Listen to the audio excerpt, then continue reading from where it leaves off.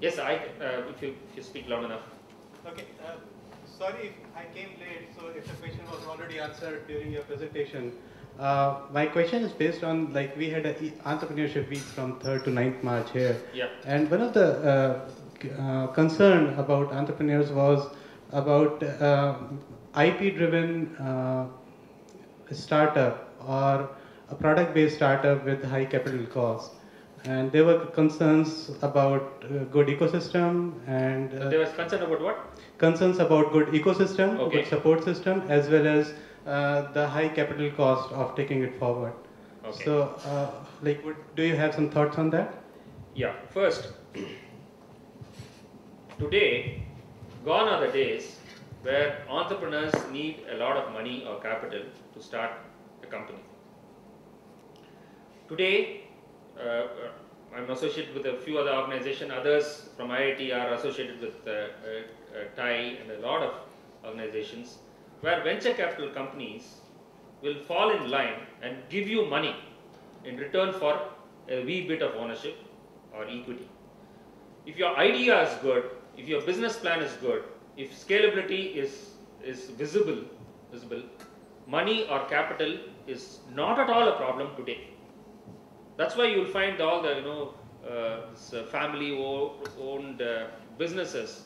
They're all crumbling because earlier money begets money. Today idea begets money.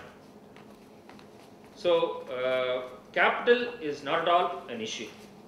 I didn't quite understand the second part of your question. If you are saying that if it's IP oriented, some people might find a way to circumvent the IP. Is that your question? IP doesn't hold much value in the Indian market as of now. Because people circumvent the IP and then I'll take a larger question. To have an IP and then holding on to it, in my opinion, is a mistake. If you are able to develop one IP, you should be able to. You deserve 1 year of success. But you can't hold on to an IP for years to come because chinna vayasula I had an IP. If you want a successful company, you have to constantly reinvent yourself. You cannot stop with one IP. If somebody is going to plagiarize it, so be it. In fact, you should plan for it. In fact, when I used to work for Tata Motors, and they said that Tata trucks were selling much better than Ashok Leyland because Tata's spurious spares was available even in a pawn shop.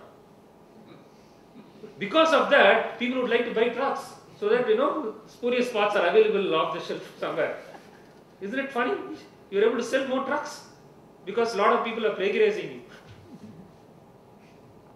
So it's plagiarizing is flattery. So we should not get bothered about somebody else copying you. Instead, you constantly be creating more IPs. That's the only way you can grow. Does it remotely answer your question? Yes.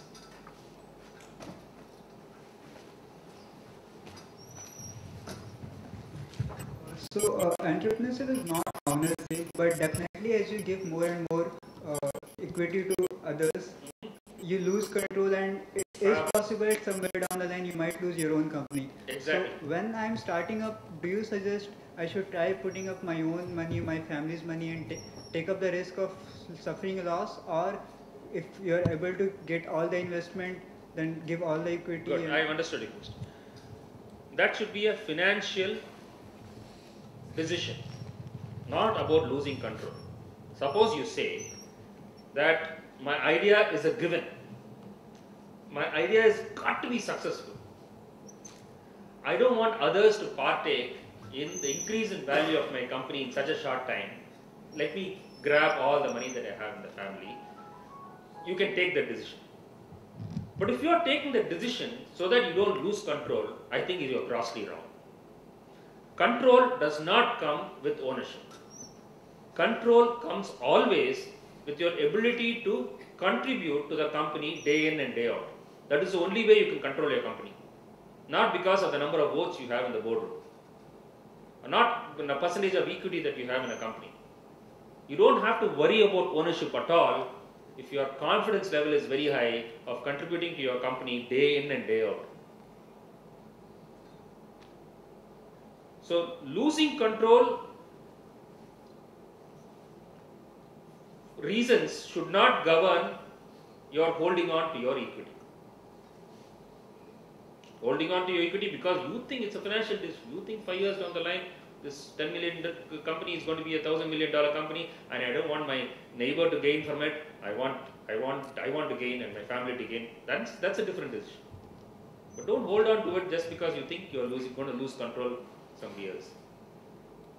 I know you hear this thing about Steve Jobs getting kicked out, but if you go through his story properly, you'll understand maybe during that slack time he didn't contribute enough to the company, and that's the reason he got kicked out. And he should. Everyone should if you don't contribute daily to the company.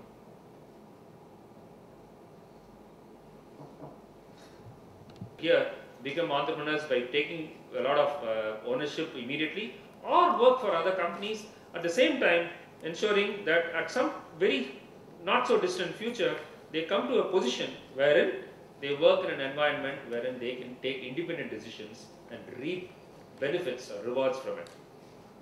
Let's thank Vaidya again. We have a small memento. Actually, we have a few entrepreneurs here, but maybe I'll ask Mr. Srinivasan, who's from our first batch of alumni and an outstanding entrepreneur.